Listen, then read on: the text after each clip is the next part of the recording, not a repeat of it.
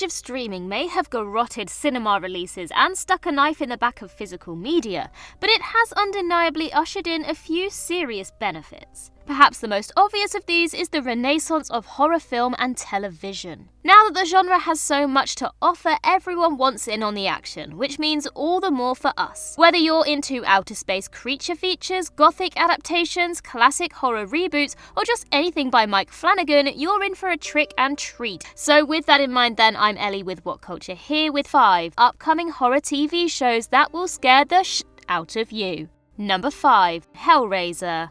Hellraiser has been off the boil for many years now, failing to capitalise on either its cult following or potential mainstream appeal, with a string of unremarkable and cheaply made movies that have flown under the radar in recent years. With David Gordon Green in the director's chair, at least for the first few episodes, the show is set to shed the mixed mythology established in the direct-to-video franchise entries and return to the source in a soft reboot reminiscent of Green's recent Halloween films. At the same time, David Bruckner will be leading a reboot of the franchise for cinema, with Jamie Clayton in the role of Pinhead. Though the show will be coming to HBO and is set for arrival sometime in 2023, details regarding plot, cast, and release date are currently thin on the ground.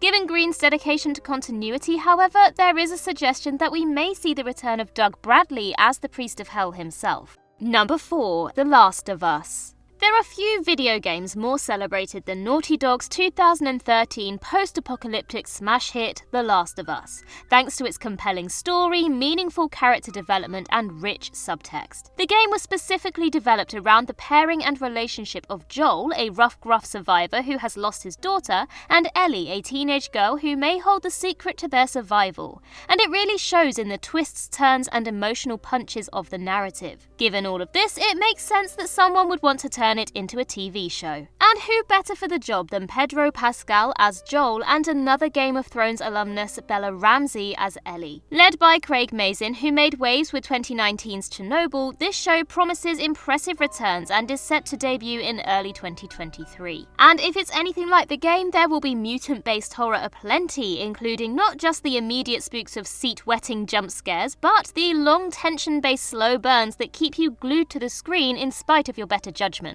Number 3. Alien.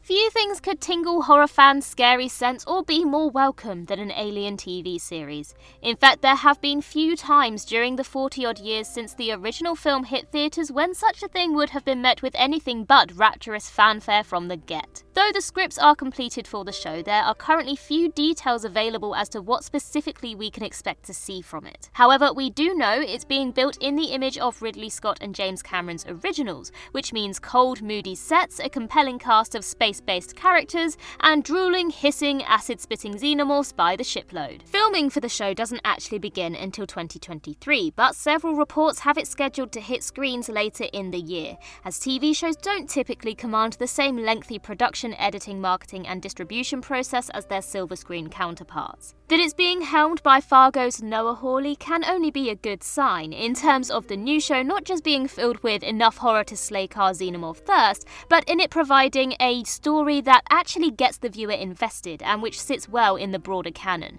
If things go right, this could well be the Alien franchise's Mandalorian.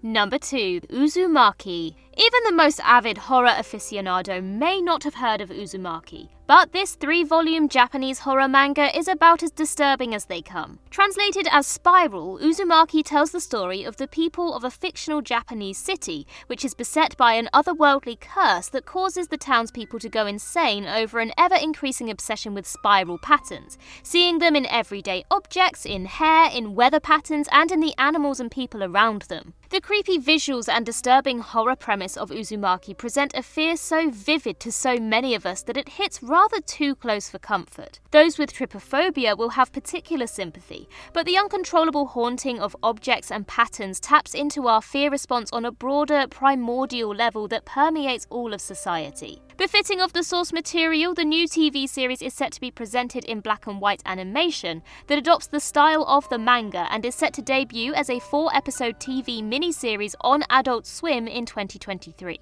Number 1. The Fall of the House of Usher. Edgar Allan Poe's The Fall of the House of Usher may not be the first thing you think of when someone says your pants scary, but the new adaptation coming to Netflix may well change that for good. Drawn from several of Poe's works and spanning 8 episodes, the show will tell dark, blood-soaked tales of madness, isolation, and shifting metaphysical identities. The fall of the House of Usher itself will be narrated by a man invited to visit his childhood friend Roderick Usher, whose twin sister Madeline has been placed in the family vault before her time. The Gothic master's poetry and short stories may not hold the same punch for the modern reader as they did for those in the 19th century, but there is still a lot of pure, dark gold to be mined from between those pages. Never one to rest on his laurels, Mike Flanagan is at it again, this time revitalizing Poe for a new generation, with a host of his regular cast members including Carla Gugino, Kate Siegel and Zach Gilford along for the ride. Production wrapped during summer this year, but given the close proximity of Flanagan's The Midnight Club,